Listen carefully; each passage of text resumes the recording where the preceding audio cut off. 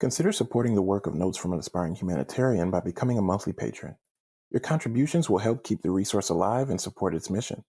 Visit patreon.com/NAHblog to learn more and make a contribution of $3, $5, $10, or $20 per month. Again, that's patreon.com/NAHblog. You can start or stop anytime. Thank you for listening.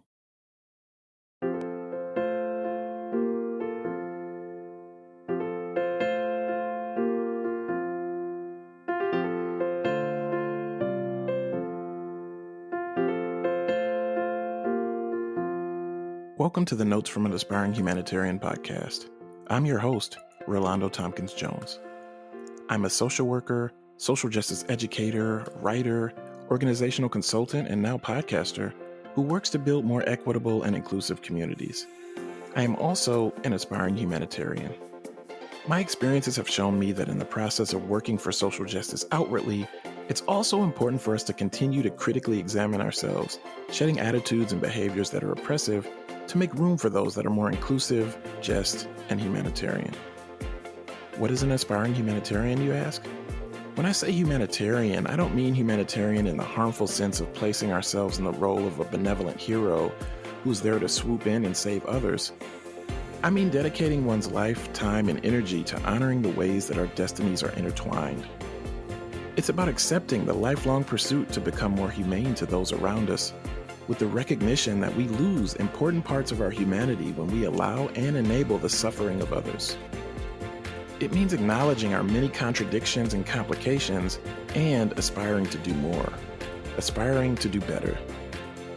It means acknowledging that systems of oppression exist by design and not by accident, and working towards an individual and collective transformation that includes an unshakable belief that our society's safety, viability, survival, and ability to thrive is only as secure as our most marginalized community members.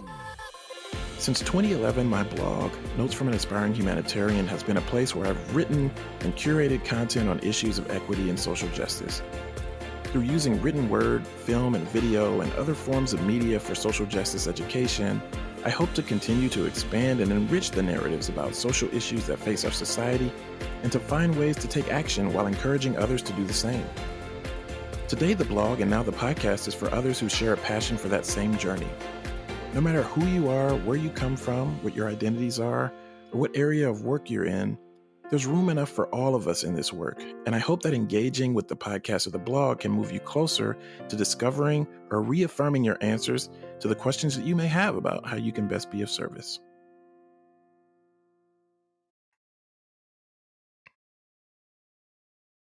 Thank you for choosing the Notes from an Aspiring Humanitarian podcast. I'm your host, Relando Tompkins-Jones.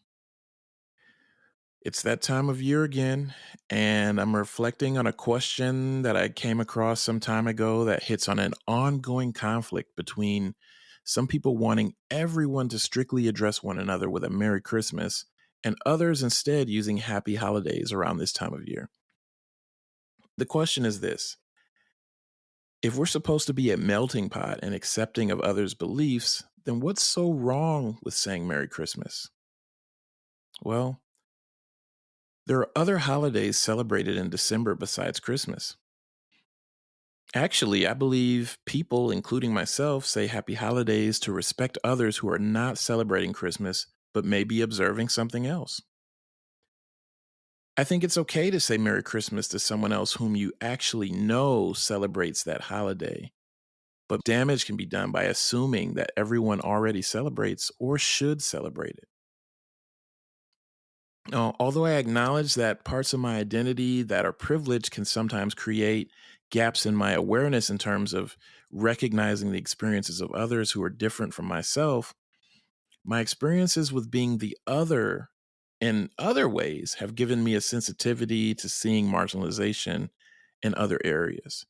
So that same type of reflection, our experiences when we think about the ways that we're marginalized can be useful in providing the gateways for empathy and understanding, even if we might not be marginalized in a particular identity that we're reflecting on in that moment.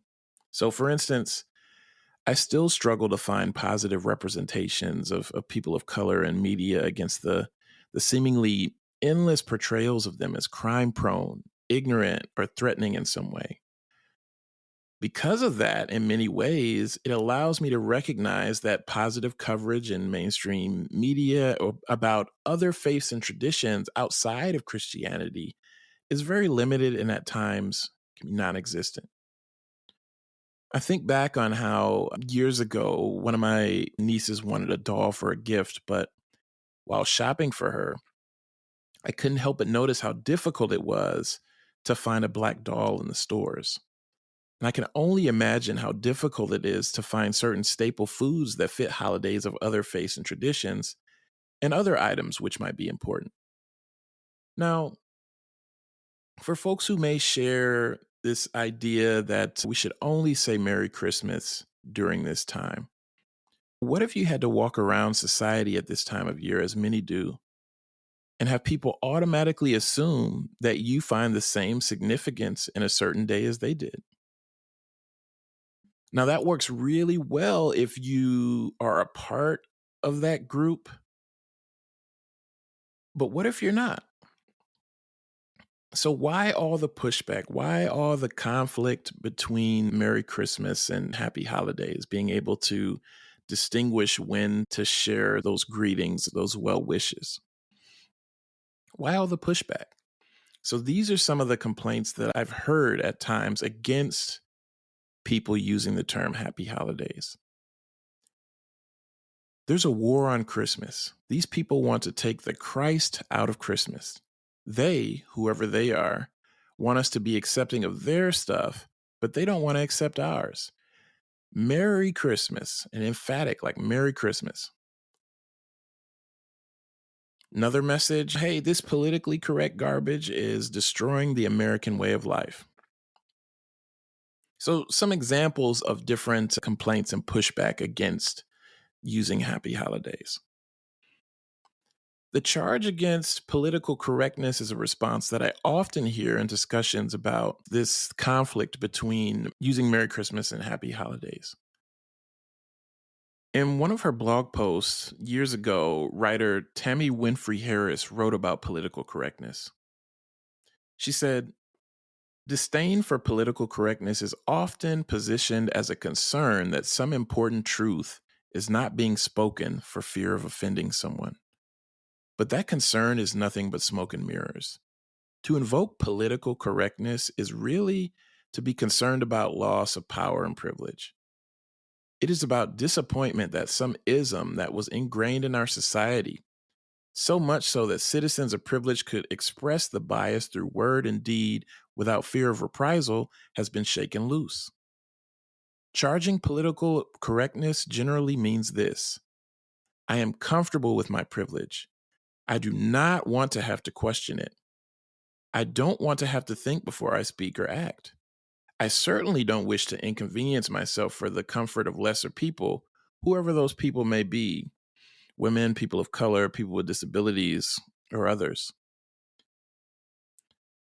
There's another quote that I often use that says, because oppression is seen as systemic, we tend to absolve ourselves of blame. But unless someone chooses to identify themselves within systems and institutions, the act of honest confession will never take place. I can acknowledge that my Christian upbringing grants me a certain element of power in this conversation that those who do not have that background or have participated in that tradition would lack. Yes, Christian privilege exists. There is such a thing.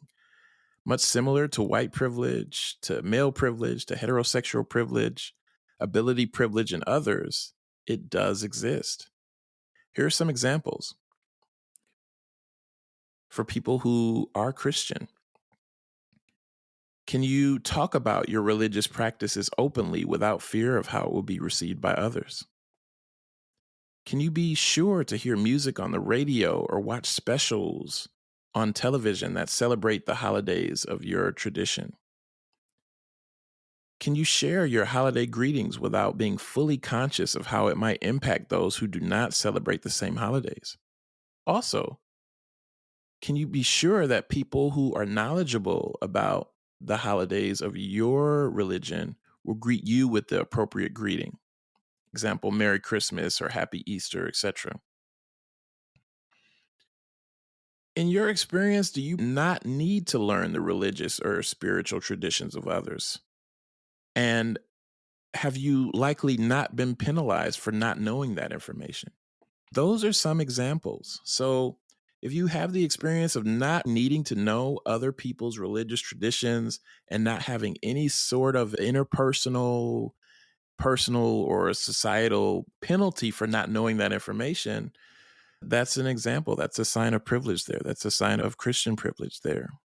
As for other groups, it is very important that it is pertinent that they know elements, information regarding Christianity. It's also very baked into many processes. So whether folks participate or not, they can reasonably expect around this time of year to be engaging with that in ways that they don't have an option to opt out of. So there are many more examples of Christian privilege. I encourage you to search that term. I encourage you to think more about that. And so when it goes to things like thinking about a melting pot and this idea of a melting pot, it's really important to recognize that things are very much one-sided. And in the context of this conversation, even the idea of melting pot really meant and means assimilation. It means and has meant for many dropping elements of their culture in order to fit inside a dominantly established framework. It's really important to recognize that. It is also important to acknowledge experiences outside of our own, and being inclusive of others by sharing happy holidays can be one important action to take towards being more inclusive. So this aspiring humanitarian is truly wishing you happy holidays, however you celebrate. Thanks again for choosing the Notes from an Aspiring Humanitarian podcast, and I look forward to engaging you in the next episode.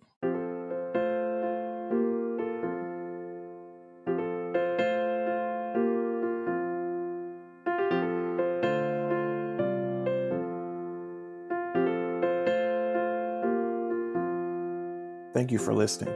If you've enjoyed this episode, make sure to leave a review and subscribe wherever you get your podcasts.